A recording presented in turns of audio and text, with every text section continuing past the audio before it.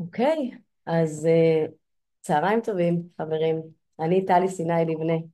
כאן נמצא איתי גם היום, כמו תמיד, אופיר לבנה, בן זוגי. תודה לך על ההתמדה. תודה שאת מזמינה אותי לבית שלי. נחמדה. והיום נמצאת איתנו אורחת מיוחדת, עוצמתית ומעוררת השראה, דלי לבנה יהודה, שנגיד שהיא גם, עוד שלי. מצאו את ההבדלים, היא גם אחותו הצעירה של אופיר, מה שאומר שהיא גיסתי האהובה. וחוץ מזה, ולא רק, היא גם מורה ליוגה תרפיה נשית, והיא גם בעצמה הבריאה מאנדומטריוזיס. והיום באמת לרגל חודש המודעות לאנדומטריוזיס הזמנו את דלי כדי לדבר על אנדומטריוזיס ועל סיפור ההבראה שלה ועל המסע המטורף שעברתי עם הדבר הזה. כן. אז לפני שנצלול לסיפור הבאמת מרגש, בואו נשאל את השאלה ונבין מה זה בכלל אנדומטריוזיס. איזה מילה ארוכה, אנדומטריוזיס. אנדומטריוזיס. מלא מלא אותיות, מלא מלא אותיות. מלא אותיות. אז מה היא אומרת המחלה הזאת? אנדומטריוזיס בעצם מדברת על רקמה כמו רירית הרחם, שאנחנו מכירות אותה מהמחזור החודשי, מתאבה, נושרת, כל זה, שבעצם מוצאים אותה במקומות אחרים בגוף. בדרך כלל זה יהיה בחלל הבטן והאגן, אבל לא רק.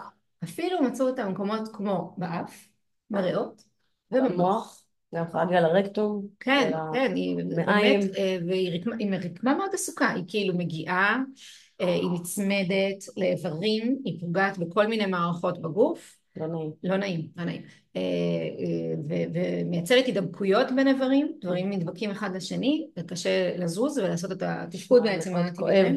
מאוד מאוד כואב. זה פוגע בהרבה מאוד, מדברים על 1 מ-10, 1 מ-9 כבר יש דיבורים. הרבה מאוד נשים, כן, בגיל הפוריות סובלות מהדבר הזה. ובעיקר עכשיו, בשנים האחרונות יש הרבה יותר מודעות, אבל גם היום עדיין יש עיכוב מאוד גדול באבחון של הדבר הזה. קשה לאבחן את זה. קשה לאבחן את זה. יש נשים שזה פוגע להן בפוריות. יש נשים, כמו שאמרתי, שזה פוגע להן במערכות העיכול, השתן, ובאמת הכאבים האלה לא מאוד ברורים. קוראים לזה מחלה שקופה, כי קשה להבין ממה זה.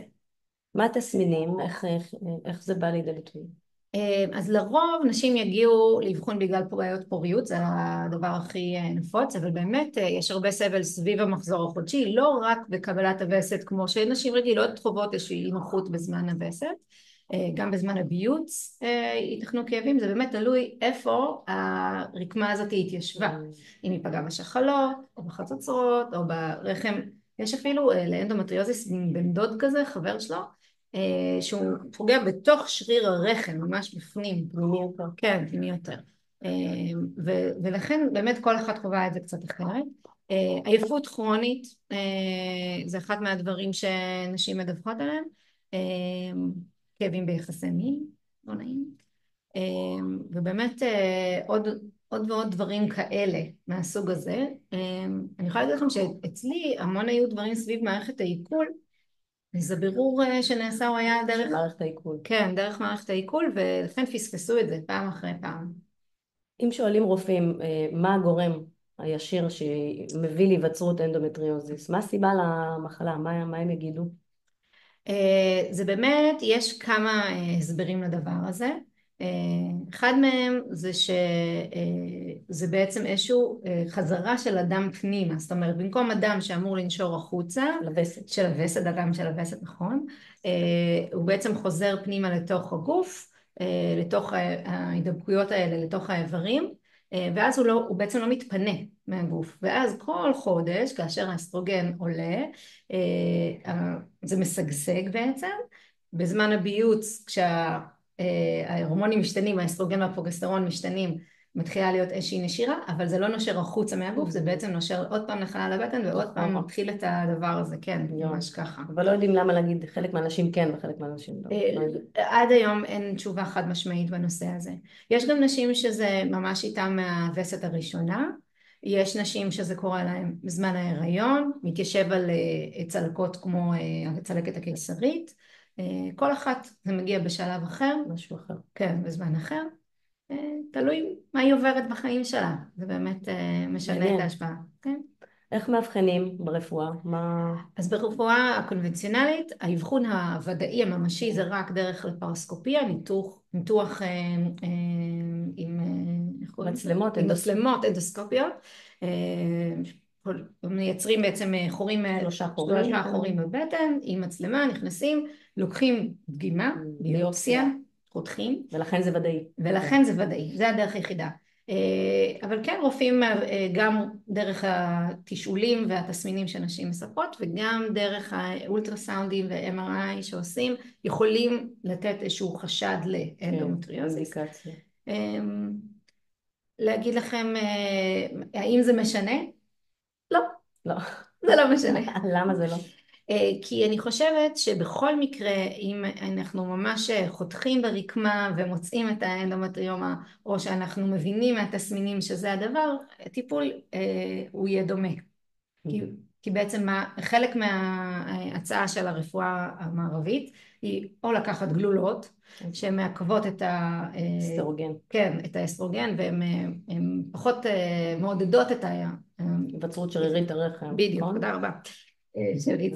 זה בעצם דרכים של טיפול כבר, איך מטפלים. נכון, אז הדרך הראשונה שבדרך כלל יציעו לך, גם אם זה חשד וגם אם זה ודאי, זה תקחי גלולות. תקחי גלולות לבסט את ההורמונים. לבסט את ההורמונים ונראה. ואז כשלוקחים את הגלולות האלה אי אפשר להיכנס להיריון. נכון, נכון, שזה באמת איזה סוג של catch-22 המחלה הזאת, כי מצד אחד בדרך כלל אנחנו מגלים את זה כשאנחנו רוצות להיכנס להיריון. מצד שני, כדי להרגיע את המחלה, אנחנו רוצות להרגיע את ההורמונים האלה. מין דבר בהיפוכו.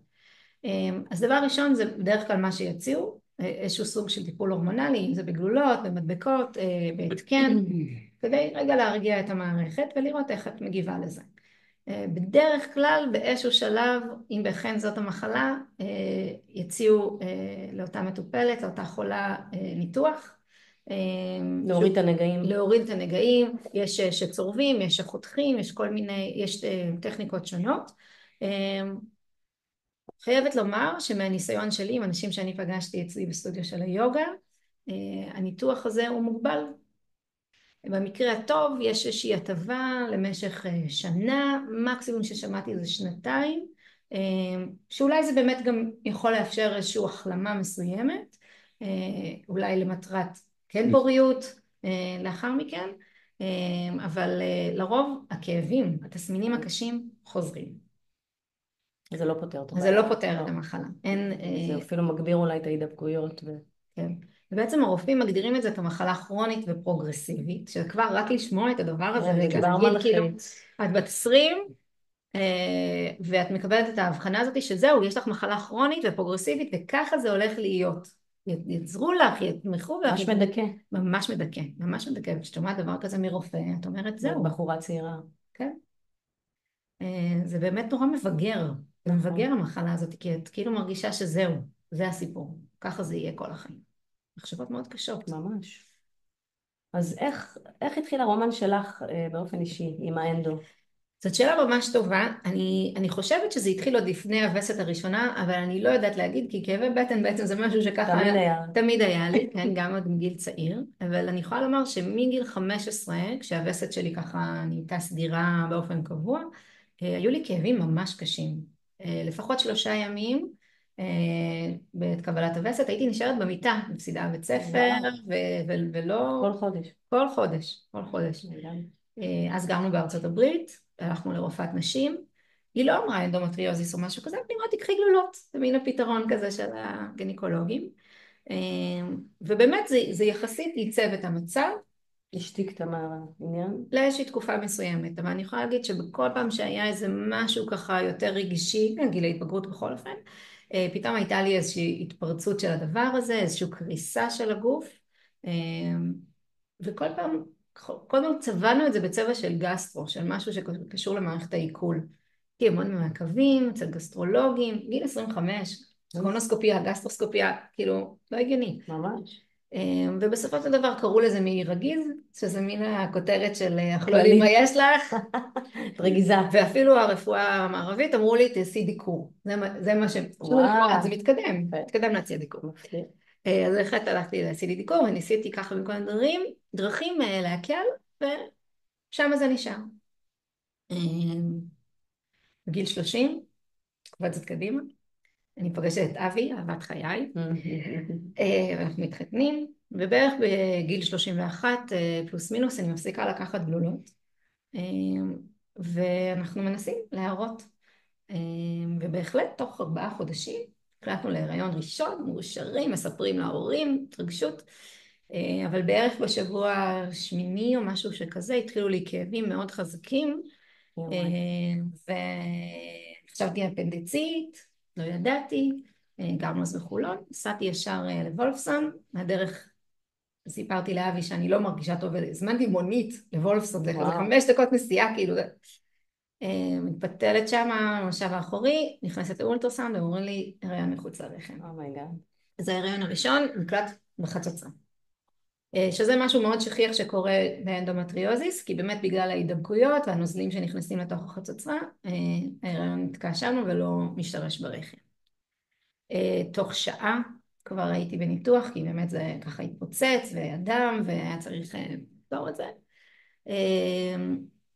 והיה לי איזשהו מזל, אפשר להגיד בסיטואציה כזאת, שהרופא שהיה בתורן, הוא מומחה לאנדומטריוזיס. וואו, נפל טוב. כן, נפלתי טוב, והוא כבר לקח ביופסיה בזמן הזה, ואני מקבלת בדואר תוצאה, אנדומטריוזיס. לא ידעתי מה זה המילה הזאת, לא הבנתי מה זה אומר, מה זה נפל עליי, הגעתי לביקורת אחרי הניתוח בבית חולים, ואמרו לי, טוב, תראי, זה לא נעים, לא נורא, המשיכי, בדרכך. לא נתנו לי שום הנחיות.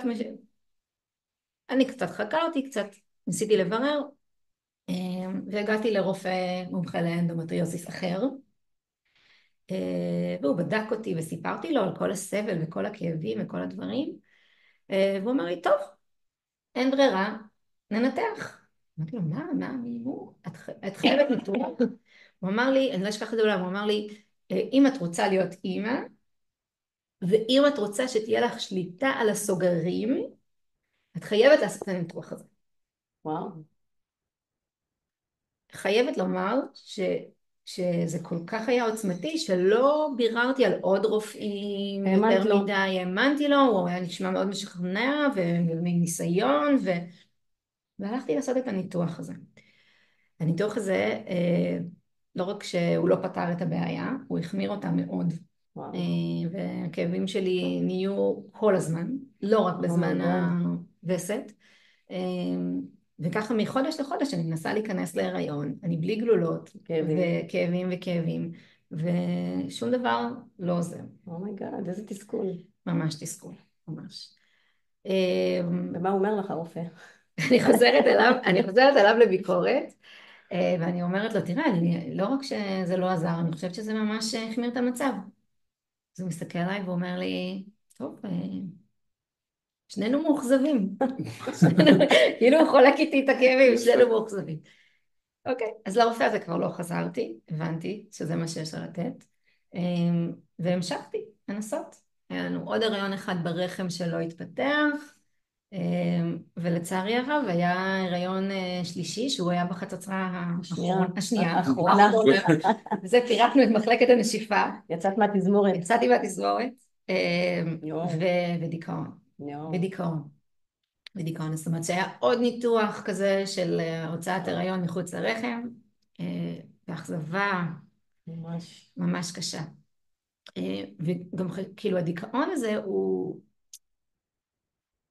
הוא מין איזה מין חלל שחור שאת צוללת לתוכו, כי שוב הרפואה כל הזמן אומרת לך, זה מה שיש, ואת הולכת כעיוורת אחריהם, זה מה שיש. מאמינה להם, כי זה מה שאת יודעת. נכון. באמת אני ככה קמה כל בוקר עם התחושה הזאת של אני הכרה, ואני לא יכולה להיכנס להיריון, ואני לא יודעת איך להתמודד עם הדבר הזה, והרופאים אומרים IVF זה הפתרון. אז באמת IVF הוא הפתרון כשאין חצוצרות, זאת הדרך היחידה להיכנס להיריון. הפריה מלאכותית, נכון? בעצם לוקחים ביצית שלי וזרע של בעלי, ומפגישים אותם בצלוחית, מייצרים עוברים, ואז מחזירים אותם בחזרה לגוף. אבל כדי לייצר יותר מביצית אחת כמו במחזור החודשי הרגיל, מזריקים הורמונים, הרבה הורמונים. ומה האנדומטריוזיס הכי לא אוהב? הורמונים. הורמונים. זה בעצם לשים שמן על המדורה. אז באמת את הסבב הראשון של השאיבה עם ההזרקות והדיכאון והבאסה עברתי יחסית בסדר. הצלחנו 8 עוברים בסבב הראשון. כן, שזה לא מעט, יחסית לחולות אנדומטריוזיס יש כאלה שהשחלה שלהם נפגעת ואז באמת ייצור העוברים פוחת. וניסינו להחזיר את העוברים האלה אליי לרחם, ופעם אחרי פעם זה לא צולח, אפילו לא מתפתחת בית הראשונית, והייאוש רק הולך וגובר. אנחנו לומדים עוד ולומדים עוד תוך כדי זה על המחלה, ואני הולכת לסבב השני. ביני לבין עצמי אמרתי אני אעשה 3 סבבים. אני אנסה 3 סבבים. ובאמת בסבב השני ההורמונים כבר אחרת לגמרי, הגוף יודע על מה מדובר, והוא כועס. כאבים כל הזמן, משככי כאבים, אני שותה כמו צ'ייסרים, ממש אחד אחרי השני, וממשיכה, כי המשימה הכי חשובה היא ההורות, וזה מה שאנחנו רוצים, אנחנו הולכים לזה. המצב היה כל כך גרוע בסבב השני, שאחרי ששאבו את הביציות, הצלחנו להפרות 10 עוברים בסבב השני, שזה מדהים, לא יכלו להחזיר לי עוברים. הגוף הגיב כל כך קשה, היה לי תסביב שחלתי ודלקתיות במערכת, שהם פשוט הקפיאו את כל העוברים ולא החזירו שום דבר לגוף. והדיכאון.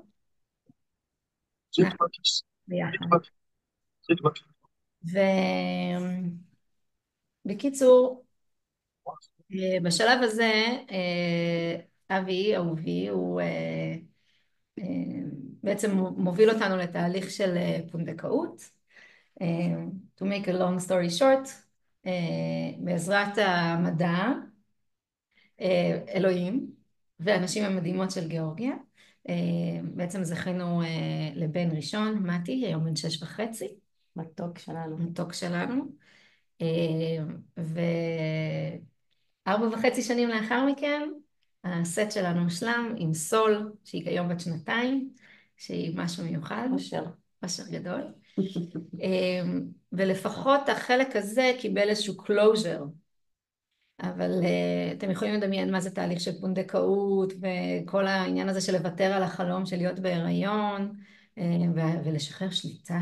מה זה שיעור בשחרור שליטה שחבל על הזמן. שיעור השיעורים. כן. אז זה הסיפור הזה. זה הסיפור הזה.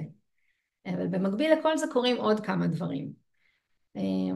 אחד הדברים שקורים זה שמגיעה לפיזיו רצפת הגן, כחלק מכל הבירורים שלי והניסיונות לעבור ריפוי, והיא מספרת לי על קבוצת יוגה של אנדואיות, שמלמדת אותה אנדואית, נשים עם אנדו, ובאמת הגעתי לשם להתחיל את תהליך עבודה עם הגוף, גוף שהוא מאכזב, שהוא מתסכל, שהוא כואב, שאני כועסת עליו. ובאמת מערכת יחסים קשה. מערכת יחסים מאוד מאוד קשה, מעבר לאישה ודימוי גוף וכן נוכחות ולא נוכחות וכל הדברים האלה. הרגילים שנשים מתמודדות. אז כן, היה שם הרבה מאוד מה לעבוד, ומשם התחלתי את הדרך שלי בעולם היוגה בעצם. שאלות עד כאן? שאלות עד כאן? בראשה שאני איזה שצף כזה. אנחנו נשאיר זמן לשאלות בסוף. באמת זה 2 משהו אני מתרגלת שם בתוך הקבוצה הזאת של נשים, ואנחנו עוברות את הדברים ביחד, ובאמת כל אחת עם הסיפורים שלה, ואיזה רופא עלית, ואיזה בדיקה עשית, ואיזה דברים עברנו. עברתי המון בדיקות מאוד מאוד קשות, מאוד פולשניות בדרך. לימים אני לא חושבת שהייתי עושה את זה שוב, ואני לא ממליצה. זה ממש טראומה בפני עצמה, רק הבדיקה. רק הבדיקות, עברתי טראומה בפני עצמה. כל פעם מישהו בא ובוחש ובודק ומחפש ומזיז, וזה כואב וזה כואב וזה כואב. במקום הכי רגיש. נכון, במקום הכי רגיש. מתוך הקבוצה הזאת של התרגול, אני נדחפת על ידי המורות שלי ללכת ללמוד יוגה נשית. מורים ליוגה. מורים ליוגה. מורות ליוגה. כן, אבל אני כל הזמן בהכחשה, אני אומרת, אני באה בשביל עצמי, אני לא הולכת להיות מורה ליוגה, מה פתאום? הייתי אז מפיקה של הופעות חיות. נכון.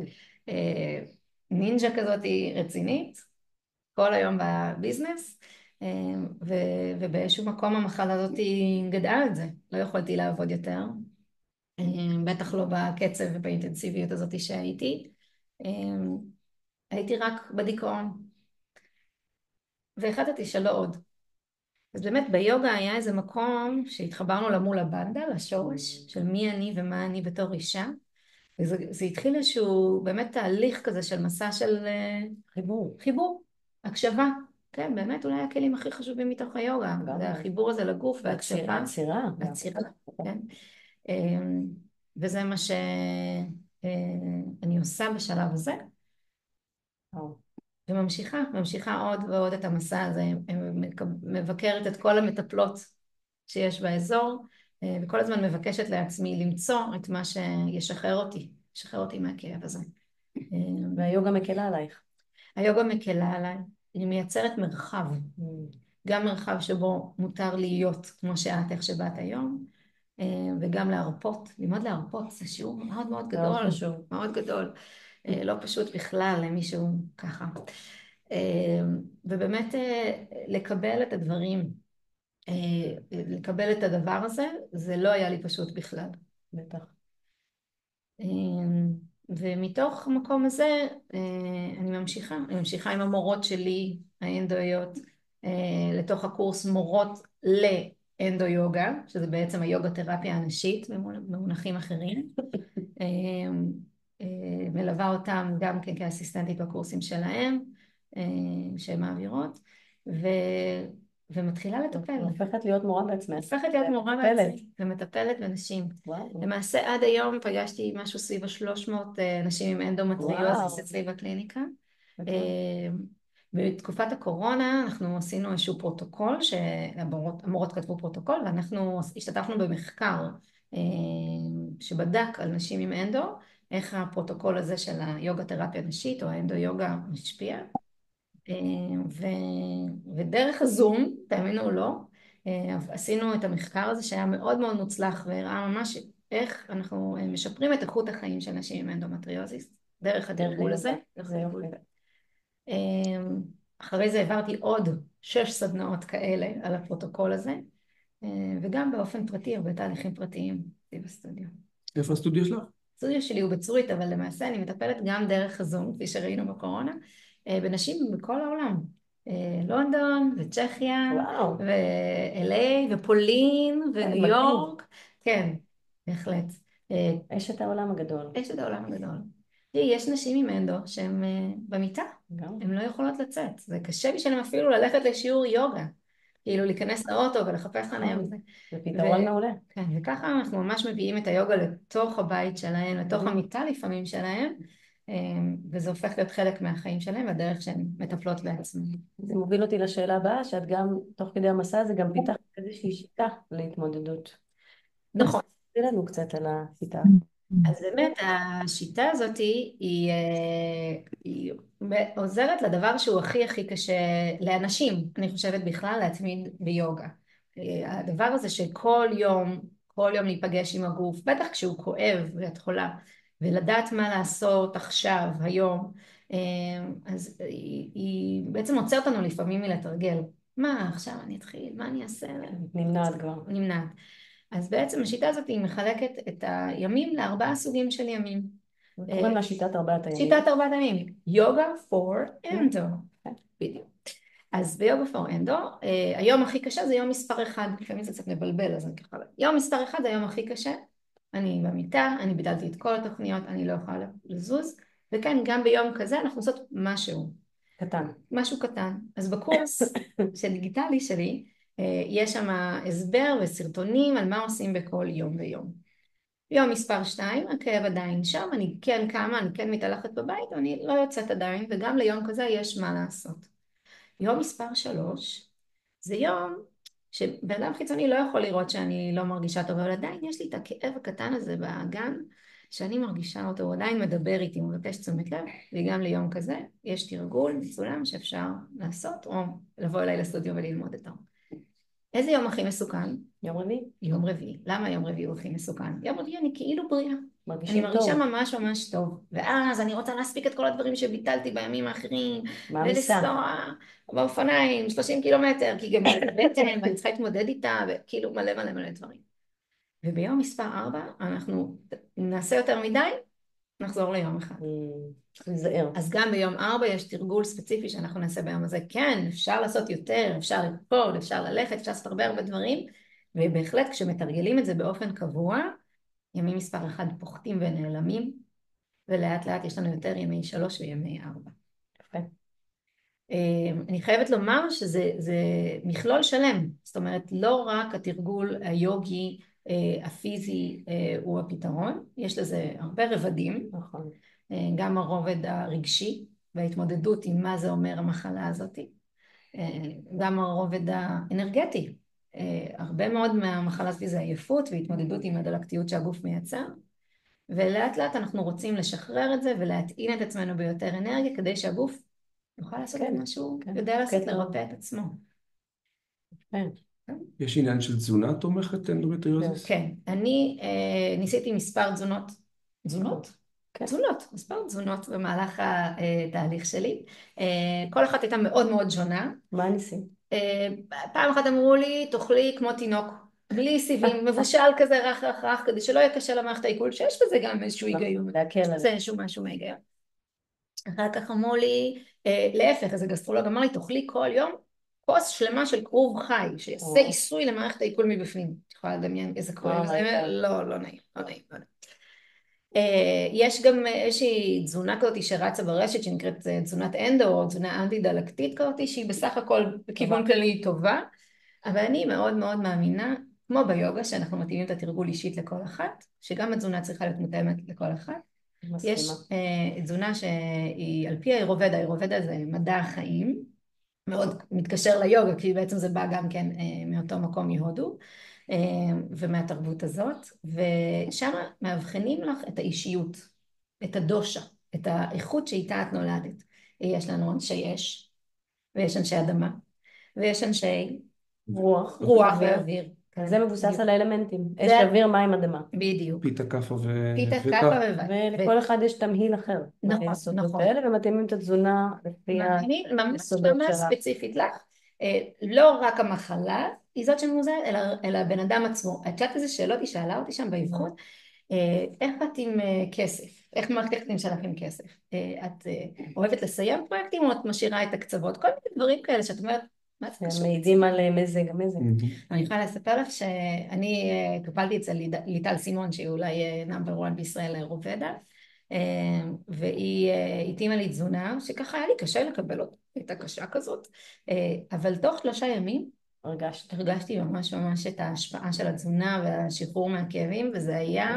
זה משהו שאת ממשיכה איתו? זה משהו שאני ממשיכה איתו. אולי קצת פחות קפדני כמו פעם, בהחלט כבר... ברוח הדברים. כן, לפחות 7 שנים בתזונה הזאת, וזה באמת משנה חיים. אז אני מאוד ממליצה, תזונה הוא חלק מאוד משמעותי. משלב אותה. כן. אז אם אני צריכה ככה לחלק את הדברים למה עוזר, התרגול של היוגה שהוא תרגול פיזי ונפשי, וגם הורדת רמות הסטרס בחיים, אחד הדברים המאוד מאוד חשובים שעשינו, עזבתי את העבודה בהפקות, עברנו לגור בצפון, אני מתרגלת מדיטציה, גם התרגול עצמו של היוגה, ובכלל באופן כללי הורדתי מאוד את הסטרס בחיים כדי להצליח בדבר הזה. וגם כמובן התזונה, כמו שדיברנו עליה קודם. כן, שלום.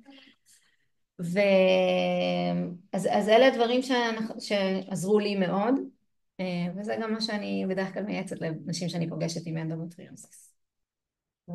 כן. איזה מסר היית מעבירה לנשים עם אנדומטריוזיס, או איזה טיפים או איזה עצות היית יכולה... קודם כל אני חושבת שהשליחות שלי בנושא הזה, הדבר הכי חשוב שאני עושה כשאני פוגשת נשים עם אנדומטריוזיס, זה להחזיק איזשהו לפיד.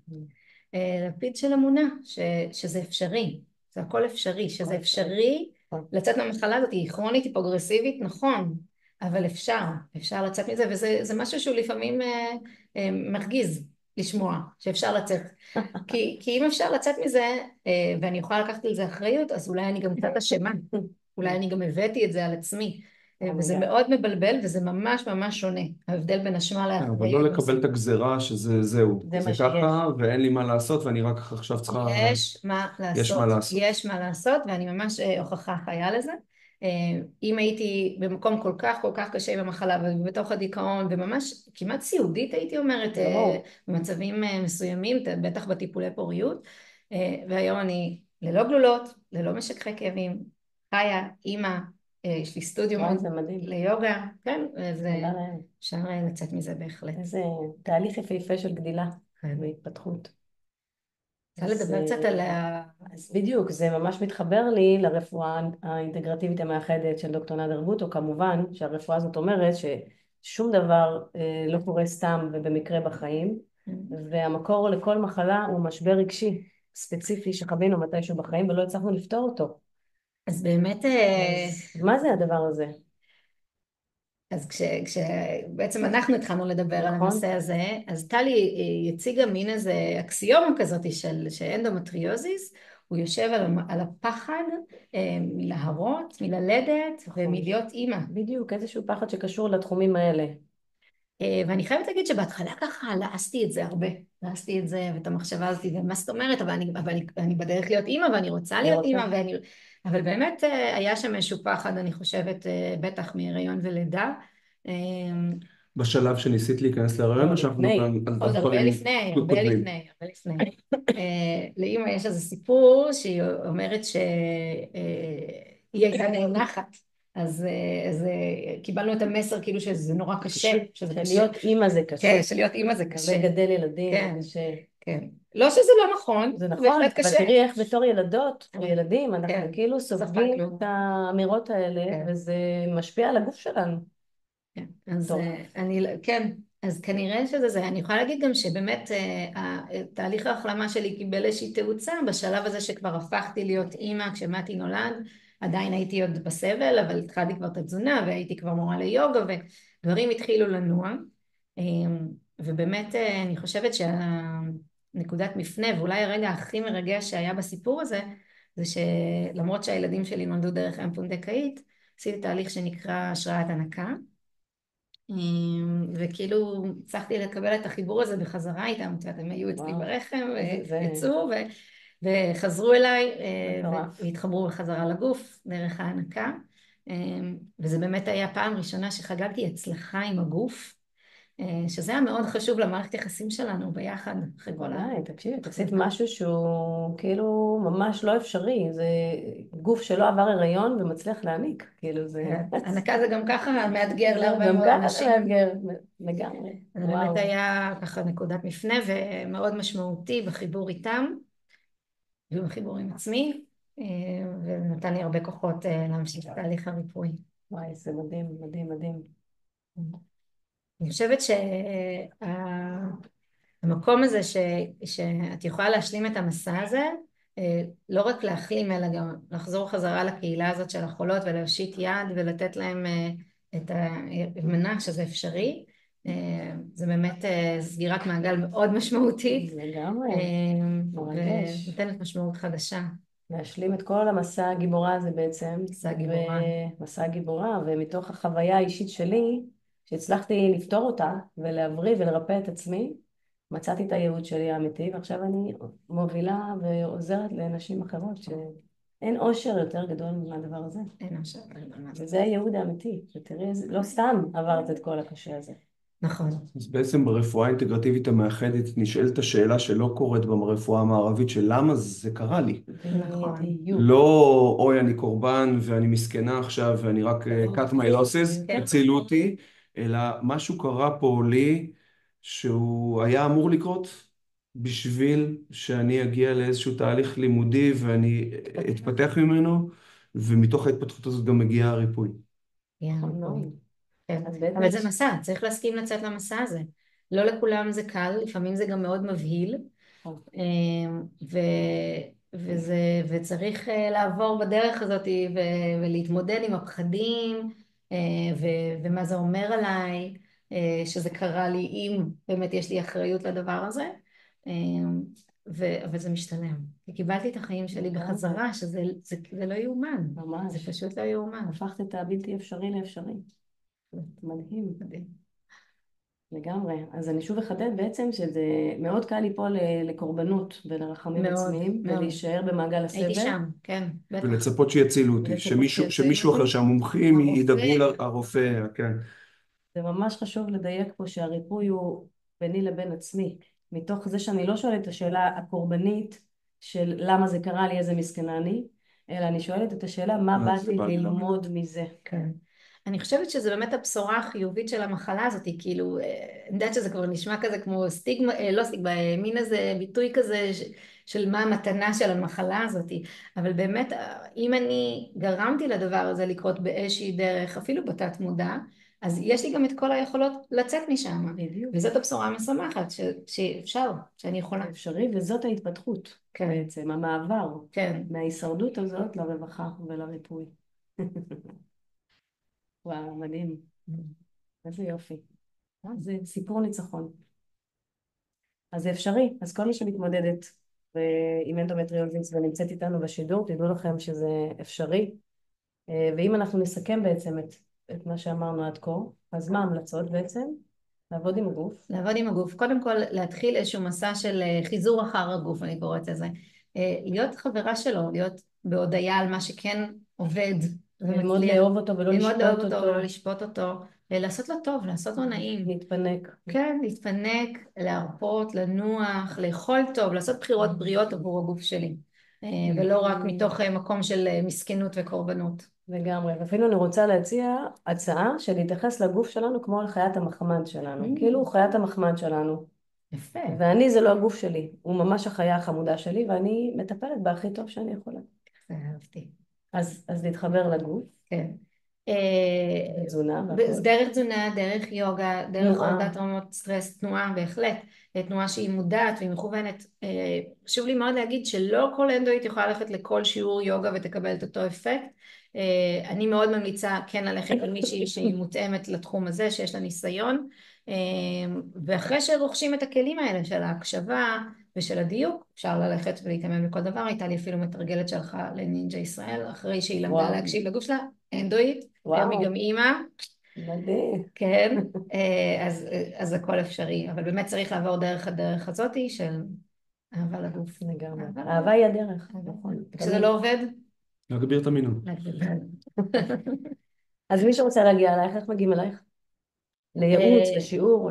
קודם כל אפשר לכתוב לי פה, אפשר לכתוב פה, ויש לינק, אני אתן לכם לינק לדף שלי, ותגידי לנו גם את הטלפון שלך, אם מישהו רוצה. 050-770-6484.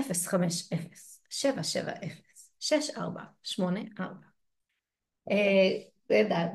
ונשמח להתייעץ לכם ולשמוע את הסיפור שלכם ולעזור לכם לכתוב את הסיפור הזה מחדש. לגמרי, ועם סוף טוב. עם סוף טוב, אמן.